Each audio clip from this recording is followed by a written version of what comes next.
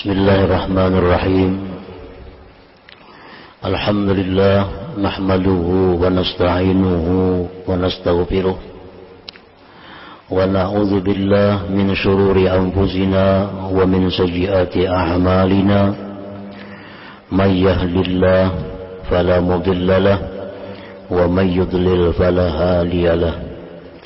Ashhadu an la ilaha illallah wahdahu la syarika lahu wa ashhadu anna sayyidana Muhammadan abduhu wa rasuluh.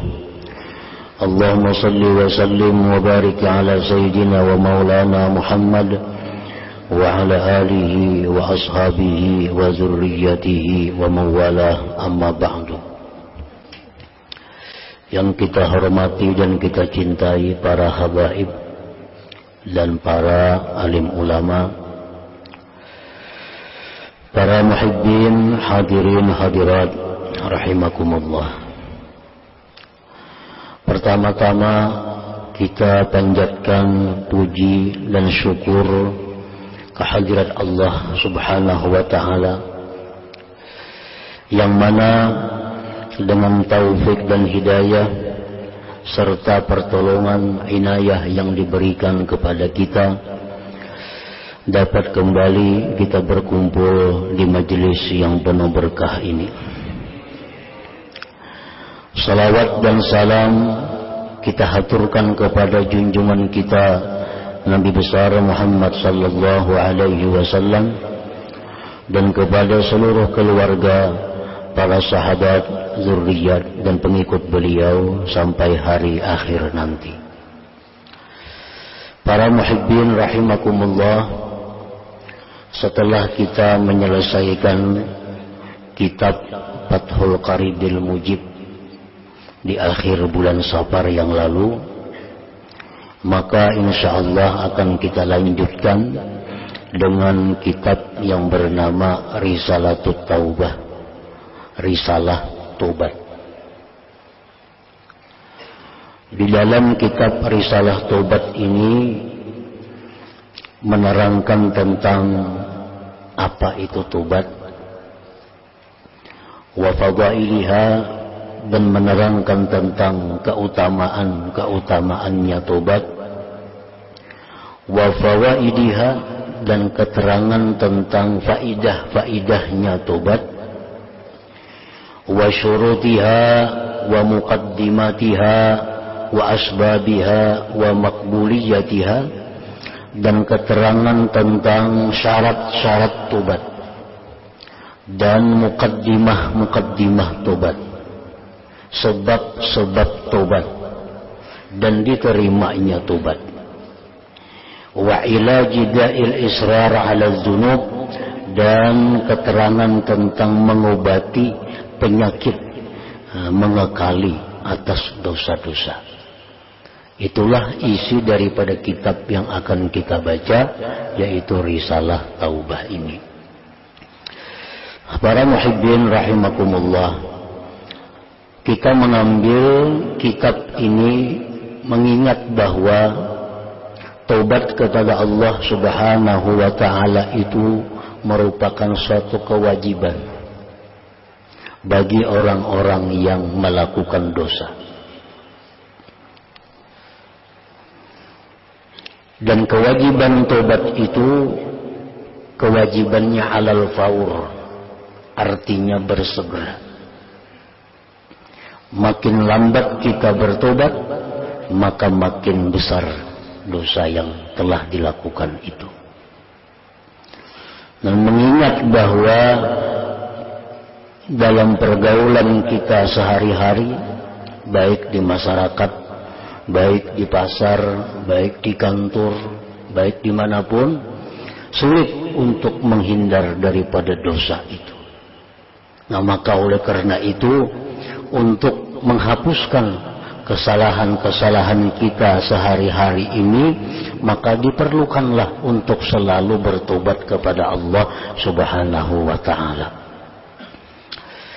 Para muhibbin rahimakumullah, kita tidak akan bisa bertobat kepada Allah kalau kita tidak kenal bahwa yang kita lakukan itu satu dosa.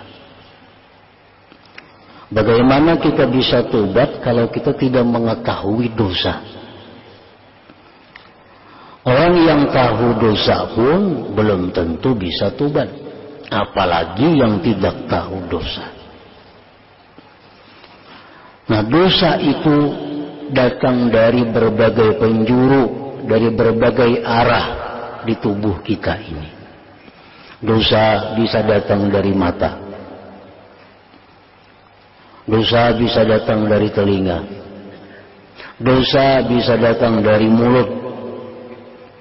Dosa bisa datang dari tangan, kaki, perut, dan lain-lainnya. Nah, masing-masing dosa itu kita kenali agar kita bisa tobat daripadanya. Dan dosa yang paling sering kita lakukan tanpa kita sadari adalah dosa tarkul amri bil ma'ruf wa nahyi 'anil munkar. Itu dosa yang selalu ada pada kita, adalah dosa di mana kita meninggalkan amar ma'ruf nahi munkar. Padahal setiap hari kita melihat munkarat. Setiap hari kita bertemu hal-hal yang dilarang oleh Allah. Tapi kita kesulitan untuk menegurnya, kesulitan untuk merubahnya karena berbagai macam faktor, berbagai macam alasan. Nah, ini suatu dosa yang apabila kita tidak tobat dari dosa itu akan menjadi besar dan besar, seterusnya tambah besar. Karena dosa, sekecil apapun dosa, apabila kita israr, bila kita tidak tobat, maka dosa kecil tadi akan menjadi besar. Para muhibbin rahimakumullah. Jadi dosa kita yang selalu ada adalah bahwa kita ini seringkali membiarkan satu kemunkaran yang kita lihat. Padahal Rasulullah sudah jelas menyatakan bahwa man ra'a minkum munkaran falyughayyirhu biyadihi. Siapa di antara kalian yang melihat suatu kemunkaran, maka rubahlah kemunkaran itu. Nah, ini dosa kita. Dan ini seringkali luput dari tobat kita. Di rumah tangga kita melihat anak kita berbuat kemunkaran. Kadang-kadang kita, oleh karena sudah terbiasa, kita biarkan kemunkaran itu. Nah, yang kedua lagi dosa yang mungkin sering kita lalai bahwa itu adalah dosa ar-ridha bil maksiat. Setuju dengan maksiat. Ini lebih parah lagi daripada meninggalkan nahi munkar. Meninggalkan nahi munkar itu artinya dia melihat munkar sebagai sesuatu hal yang biasa. Melihat orang di hadapannya ada liwat membuka aurat, di hadapannya ada liwat orang macam-macam warna-warni. Nah, tanpa setuju dan tidak setuju, namun biasa. Nah, ini suatu dosa. Yang lebih berat lagi adalah setuju. Nah, setuju. Ada orang yang berpakaian yang munkar, kita setuju melihatnya. Nah, ini suatu dosa. Dosa yang sering kita hasilkan melalui televisi itu dosa ini, ridha bil maksiat. Sebenarnya melihat televisi itu tayangan apapun tidak jadi masalah, karena itu hanya berupa gambar. Tetapi yang membuat dosa adalah setujunya kita dengan perilaku, dengan gaya yang ada di televisi itu. Itu yang membuat kita dosa. Kita bertelanjang melihat orang di TV, kada apa-apa. Japa aja kada batal kada wudu. Kada batal wudu, orang bertelanjang di TV, bebinian di TV, japa kada batal wudu. Tapi kita katuju melihat, nah katujunya itu yang jadi dosa. Nah, ini dosa yang seringkali kita luput tobat dari badannya. Karena setiap hari kita melihat televisi, setiap hari kita membaca Quran. Bagi yang baca Quran, di situ banyak gambar-gambar yang maksiat. Nah, tanpa ada sedikit pun rasa benci dengan suatu kemaksiatan itu. Nah, ini dosa yang mestinya kita sadar bahwa kita mesti tobat daripada yang demikian itu. Nah, para muhibbin rahimakumullah, dan lagi tobat ini diperlukan fauran, segera. Sebesar apapun dosa kita kepada Allah, kalau kita segera tobat, Allah akan mengampuni dosa itu. Asalkan sesuai dengan syarat, rukun, dan tata caranya tobat itu. Allah menjamin bahwa mengampuni dosa.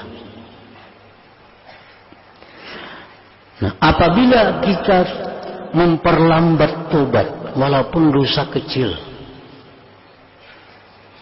dosa kecil kita tunda karena tobatnya. Nah, ini akan menjadi besar. Akan menjadi besar yang akibatnya bisa. Akibat pertama adalah oleh karena kebanyakan dosa menutupi hatinya. Nah, akibat pertama adalah dia dicegah taufik untuk mengamalkan ilmu. Itu akibat dosa. Nah, dicegah taufik Allah daripada mengamalkan ilmu.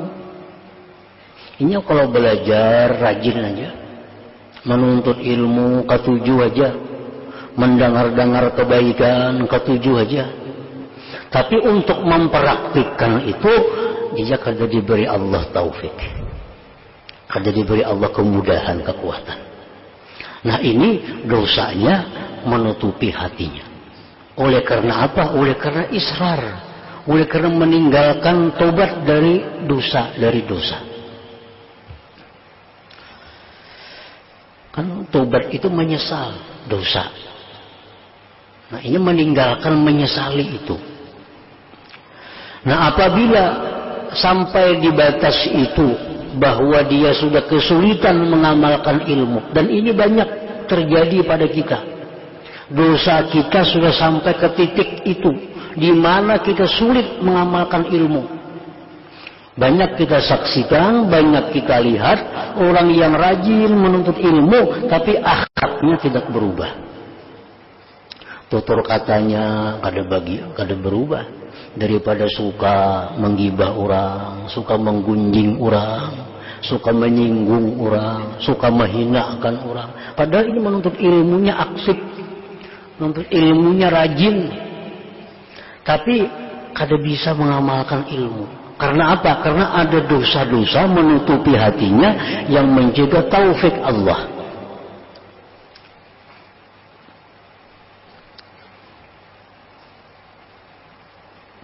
Nah, apabila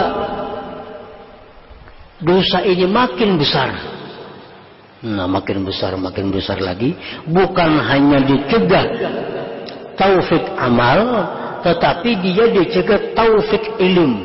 Nah, dia sudah kada rutin lagi pengajian. Dulunya pengajiannya masih baik, dulu pengajiannya masih aktif, tapi karena ada dosa-dosa yang inya kada tobat dari dosa itu, ditutupi hatinya oleh dosa, dicegah pertama taufik amal. Nah, bila terus berlanjut kada tobat, akhirnya dosa-dosa itu bertambah tebal menutupi hatinya, dia dicegah taufik ilmu. Jangankan mengamalkan ilmu, menuntut ilmu aja sudah kulir, sudah malas. Kada ada lain sebabnya melainkan daripada dosa. Itu aja alasannya. Kenapa dulu rajin mengamalkannya, sekarang kada ada lain pada dosa. Ada dosa yang belum tobat. Dosa apa yang kita cari? Sekarang dulu rajin menuntut ilmu, sekarang balang kambingnya banyak kada turunnya. Kenapa? Punya kesibukan, kada karena sibuk, tapi karena ada dosa yang bertambah tebal di dalam hatinya. Nah, ini dicegah ilmu, lebih bahaya lagi. Nah, kalau dosa-dosa ini terus bertambah, Nah, ini akan bisa membawa kepada su'ul khatimah, membawa kepada kesudahan yang jahat, atau mati dicabut imannya. Nah, para muhibbin rahimakumullah. Jadi ini pentingnya kita untuk mempelajari dan mengamalkan tentang bagaimana tobat kepada Allah Subhanahu wa taala itu. Dan lagi tobat kepada Allah ini mestinya menjadi amaliyah rutin kita, wirid kita. Tobat. Berapa kali sehari kita tobat? Tergantung kita mengatur waktunya. Bisa kita tobat itu sesudah tiap-tiap sembahyang fardu, atau kita bisa tobat itu setiap hari 2 kali sehari, imba asar, imba maghrib, atau imba subuh. Nah, kenapa demikian? Supaya kita kada terlalu sulit untuk muhasabah, menghitung dosa. Karena mau sekali setahun malam nisfu Sa'ban aja tobat, banyak kali ingatnya lagi. Malam nisfu Sa'ban sekali istighfar kabir, malam nisfu Sa'ban sekali, kebanyakan luputnya. Kalau kayak hitungan lagi dosa. Nah, tapi kalau kita sesudah tiap-tiap sembahyang, nah misalnya kita sembahyang subuh, kita tobat kepada Allah terhadap apa yang kita lakukan dari Isya. Kan kalau terlalu panjang malam itu, kita guringnya berapa jam sudah? Nah, paling-paling 4 jam, ada nanti hitung bangunnya malam itu, banyak guringnya. Nah, jadi tobatnya kada sulit, kita mengingat dosa. Nah, kita tobat lagi. Dari ibu tadi,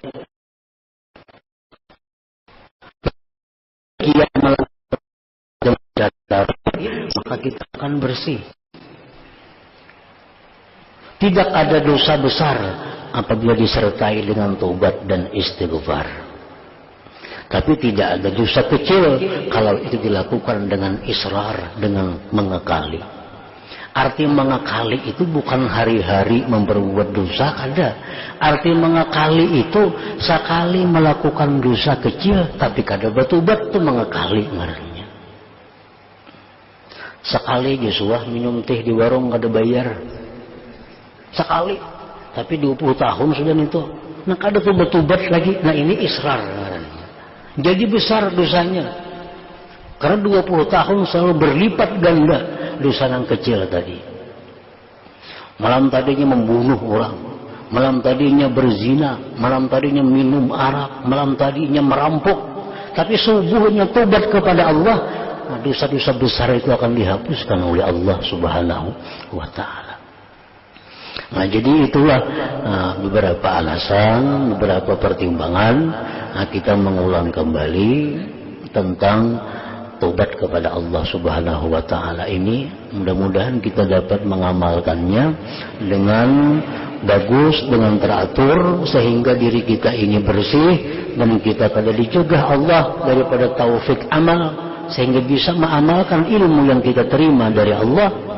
Dan kita kada dicegah daripada taufik ilmu, sehingga kita suka mendengar nasihat agama, suka mendengar nasihat Al-Quran dan nasihat para alim ulama dan junjungan kita Rasulullah Sallallahu Alaihi Wasallam. Nah, para muhibbin rahimakumullah, insyaallah kitabnya akan kita baca pada minggu yang akan datang, karena minggu ini belum datang kitabnya. إلى حضرة النبي صلى الله عليه وسلم. الفاتحة. أعوذ بالله من الشيطان الرجيم. بسم الله الرحمن الرحيم.